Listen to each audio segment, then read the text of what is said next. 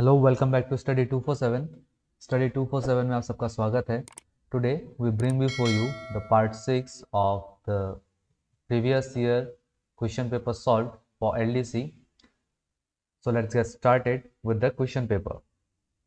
The first question, which one of the following began with Dandi March. Dandi March के साथ साथ कौन सा स्टार्ट हुआ था, कौन सा मूवमेंट स्टार्ट हुआ था? The correct answer is option C, civil disobedience movement. This डांडी मार्च, ये डांडी मार्च 24 डे मार्च था, 24 दिन का मार्च था and it started on 12th of March 1930। 12 मार्च 1930 को स्टार्ट हुआ था और ये ख़त्म हुआ था ऑन 5th ऑफ अप्रैल 1930 को ये ख़त्म हुआ था, जब वो लोग अपने डेस्टिनेशन पर पहुंचे थे एंड दे कवर्ड रफली a distance of 350 kilometres. 350 kilometre का डिस्टेंस उन्होंने कवर किया था इस मार्च के तहत। That is the about the Dandi March.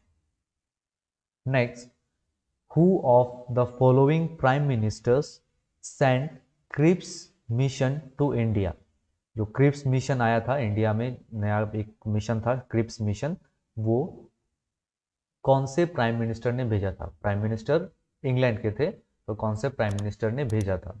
The then prime minister was Winston Churchill, so it will be the correct answer. ये Cripps mission it was headed by sir Stafford Cripps. Stafford Cripps इसके head थे और ये 1942 में आया था, ये mission India में मार्च 1942 को आया था।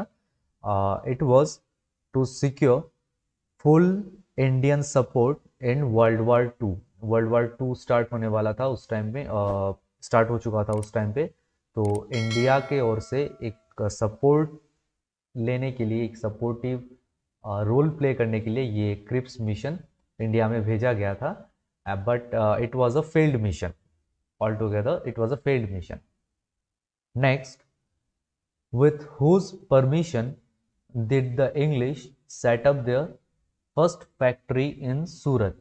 सूरत में इंग्लिश का जो फर्स्ट फैक्ट्री था, जो सबसे पहले सूरत में सेटअप किया गया था, वो किसके परमिशन से सेट की गई थी? The correct answer would be option B, Jahangir. But we have to remember that it was actually Khurram. Khurram थे जिन्होंने ये सर थॉमस रो को परमिशन दिया था सूरत में अपना फैक्ट्री सेटअप करने का, bye the name of Jahangir. Jahangir के नाम से खुर्रम ने ये परमिशन थॉमस रो को दिया था and it was set up in January 1613। In the year 1613 it was set up in Surat. Next, Malik Kafur was general of. इनमें से कौन से राजा के जनरल थे Malik Kafur? The correct answer would be option D, Alauddin Khilji. Next, who put an end to the system of dual government in Bengal. Bengal में जो dual government हुआ करता था, तो उनको, उस सिस्टम को किसने खत्म किया था, नल किया था? The correct answer is option B, Warren Hastings. Warren Hastings, he was also the first de facto Governor General of Bengal. De facto Governor General थे सबसे पहले Warren Hastings. Next, Mangal Pandey was a sepoy at. Mangal Pandey कौन से, इनमें से कौन से regiment में या इन्फेंट्री में सिपॉय थे? The correct answer is option B, at the 34th Bengal Native Infantry. Mangal Pandey, he was sentenced to death by hanging. उनको फांसी का सजा हुआ था because he killed two generals of British Army. British army के दो जनरल को उन्होंने मारा था. Their name were Hewson and one was Hewson and another one was Baugh. तो इन दो ब्रिटिश आर्मी के जनरल्स थे, उनको उन्होंने एक पैरेड ग्राउंड में मारा था, तो जिसके वजह से उनको सेंटेंस हुआ था डेथ का bye hanging. Next, first battle of Panipat was fought between. Panipat का बैटल हुआ था एज यू नो, तो ये फर्स्ट बैटल जो था किस किस के बीच में हुआ था? The correct answer is Babur and Lodhi. Ibrahim Lodhi was then sultan of the Delhi Sultanate. तो बाबर और लोधी के बीच में, लोधी डायनेस्टी के रूलर थे इब्राहिम लोधी, उन दोनों के बीच में फर्स्ट बैटल ऑफ पानीपत हुआ था। It was in the year 1526 में हुआ था, and it started on 21st of April 1526. Next, who among the following great revolutionaries was the brain behind in Chittagong armoury raid? Chittagong में आर्मरी रेड हुआ था, उसके पीछे किसका ब्रेन था? ग्रेट रिवोल्यूशनरी का ब्रेन था। The correct answer is Surya Sen.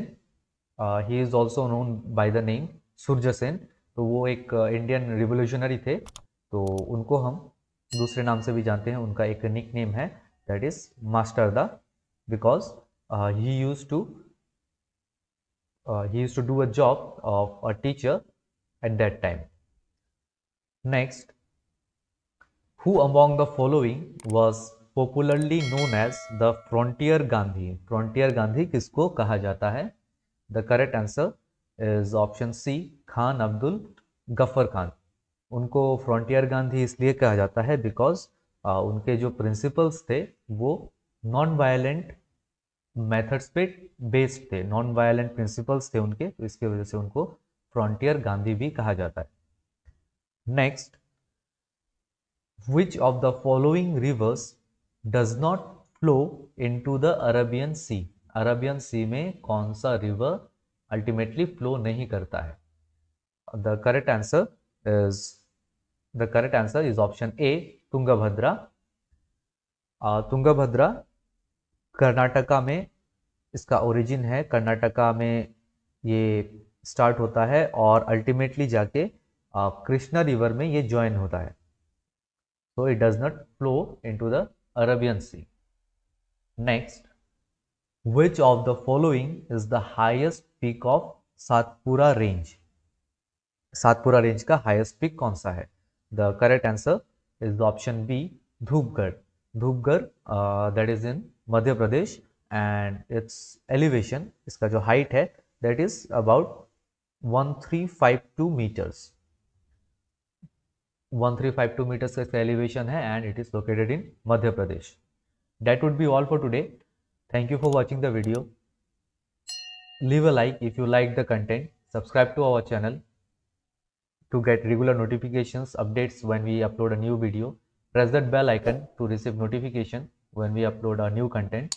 You can go follow our social media accounts on Facebook, Twitter, and Instagram to get regular updates about daily GK, current affairs, important notifications, job notifications, etc. That would be all for today. Thank you.